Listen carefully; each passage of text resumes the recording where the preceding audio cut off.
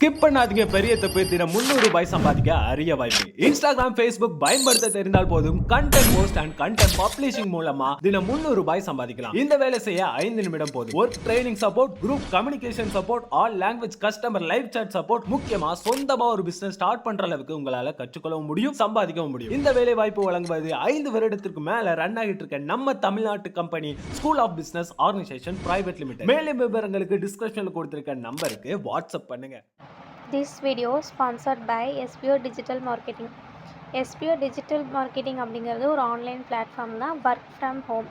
இதில் வந்து நீங்கள் மொபைலை வச்சு பார்ட் டைமாக வந்து ஒர்க் பண்ணிக்கலாம். ஸ்டூடெண்ட்ஸ், ஹவுஸ் ஒய்ஃப்ஸ், இல்லைன்னா ஜாப் தேடுறவங்க, இவங்க எல்லாம் வந்துட்டு ஃப்ரீ டைமில் ஏர்ன் பண்ணிக்கக்கூடிய ஒரு பெஸ்ட் ஆப்பர்ச்சுனிட்டி தான் இந்த SBO.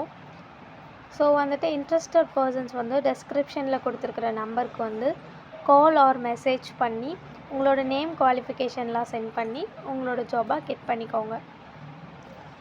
இன்றைக்கி நான் எடுத்துகிட்டு வந்திருக்கிற டாபிக் என்னன்னா சிவன் பிடிக்காதவங்க இங்கே வந்து யாருமே இருக்க மாட்டாங்க. பிகாஸ் எல்லாருக்குமே சிவன் அப்படிங்கிறது ரொம்பவே பிடிச்ச கடவுள். சிவனை பிடிச்சா மட்டும் போதுமா, அவங்களுக்காக நம்ம விரதமும் வந்து மேற்கொள்ளலாம் இல்லையா? ஸோ அதனால் என்னென்ன விரதம் இருக்குது, அது எப்படி பண்ணலாம் அப்படின்றது தான் இந்த வீடியோவில் ஜஸ்ட் ஒரு 3 மினிட்ஸில் வந்து எக்ஸ்பிளைன் பண்ண போகிறேன். வீடியோவை ஸ்கிப் பண்ணாமல் பாருங்கள். ஃபர்ஸ்ட் டைம் இந்த வீடியோவை பார்க்குறீங்க அப்படின்னா மறக்காமல் சப்ஸ்கிரைப் பண்ணிக்கோங்க, பெல் ஐக்கானையும் கிளிக் பண்ணிக்கோங்க. உங்களோட சப்போர்ட் தான் இந்த புஜ்ஜிக்கு தேவை. என்னென்ன விரதங்கள் அப்படின்னா, சோமவார விரதம் அப்படின்னு சொல்லுவாங்க.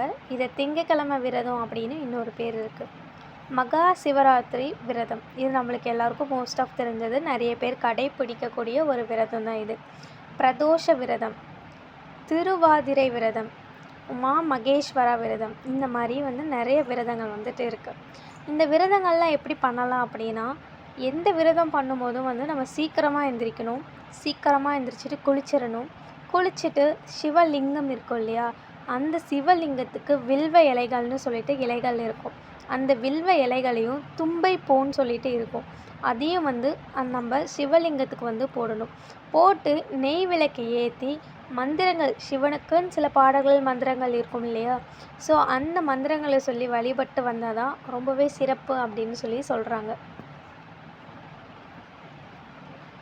சோமவார விரதம் அப்படிங்கிறது என்னென்னா, வீக்லி வாரம் ஆனால் திங்கக்கிழமை வந்து இந்த விரதத்தை வந்து நம்ம கடைப்பிடிக்கணும்.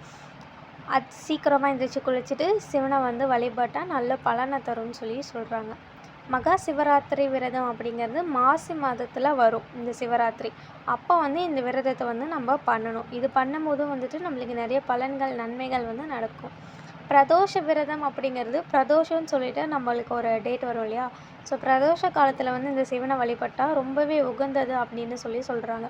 இந்த பிரதோஷ நாட்களில் வந்துட்டு விரதத்தை வந்து நம்ம பண்ணும்போது நம்மளுக்கு ரொம்பவே நல்ல நல்ல பலன்கள் வந்து கிடைக்கும்னு சொல்கிறாங்க.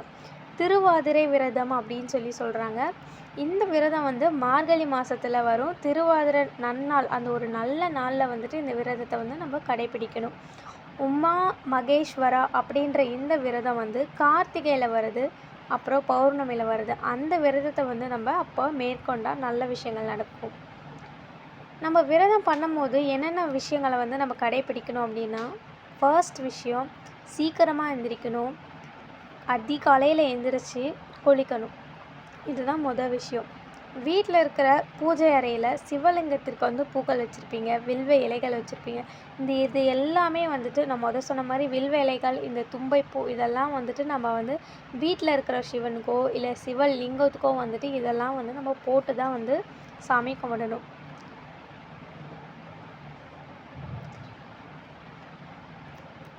இன்னொன்று, திருநீர் வந்துட்டு நம்ம போட்டிருக்கணும்.